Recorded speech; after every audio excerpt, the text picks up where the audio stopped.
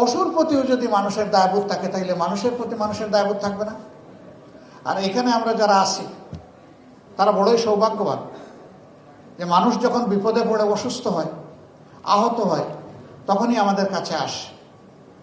আসার পরে যে মানুষটা আমাদের কাছ থেকে শান্তি পাবে, আরাম পাবে, সিনসিয়ার ট্রিটমেন্ট পাবে, ও মুখ দিয়ে বলুক না বলুক, সেই মানুষের দোয়া আপনি পাবেন। আলহামদুলিল্লাহ, আমরা সেই মানবিক জায়গাটা তৈরি করতে পারি কিনা?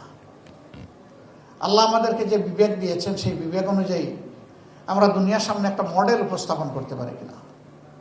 ওয়েস্টার্ন বিশ্বে আমি কথাটা বারবার বলেছি, তারা বলে doctors next to the God. আল্লাহ তাআলা জীবন দেন আর ডাক্তার আমার জীবনটাকে সুস্থ রাখে। তারা দুইটা জায়গায় গেলে নিজেকে নিরাপদ মনে করে, একটা হাসপাতাল আর একটা পুলিশ। আমরা আমাদের জায়গাটা সুন্দর করতে পারি কিনা?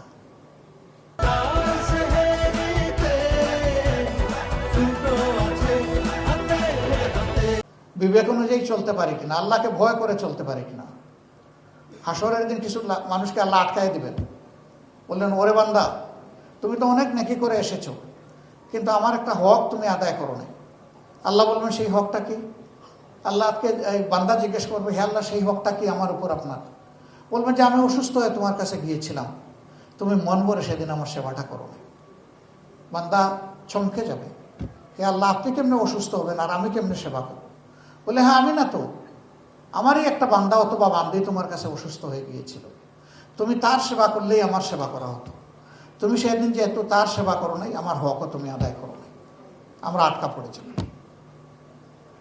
সম্মানিত ভাই বোনেরা, এই জায়গাটায় আমি অনুরোধ করব যে স্বচ্ছতা, বিবেকবোধ, দায়বোধ এবং দরদ নিয়েই যদি আমরা মানুষের প্রতি চিকিৎসার হারটা বাড়িয়ে দিই, আল্লাহ তাআলা দুনিয়ায়ও আমাদেরকে সম্মানিত করবেন, আখিরাতেও সম্মানিত করবেন।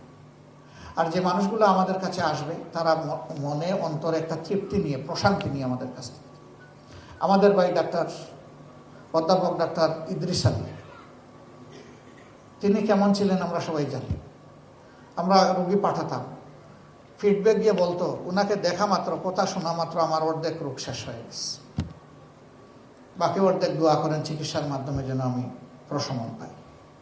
তা আমাদেরই তো ভাই, তিনি যে আদর্শটা সেট আপ করতে পারলেন, আমরাও পারবো ইনশাআল্লাহ। আমি সেই প্রত্যাশা আপনাদের কাছে রাখলাম। আল্লাহ তাআলা আপনাদের সকলকে দেহের নয় শুধু মনের চিকিৎসা করার সেই সুযোগটাও দান করুন এবং মানুষের দোয়া লাভ করার সুযোগ আল্লাহ তাআলা আপনাদেরকে দান করুন।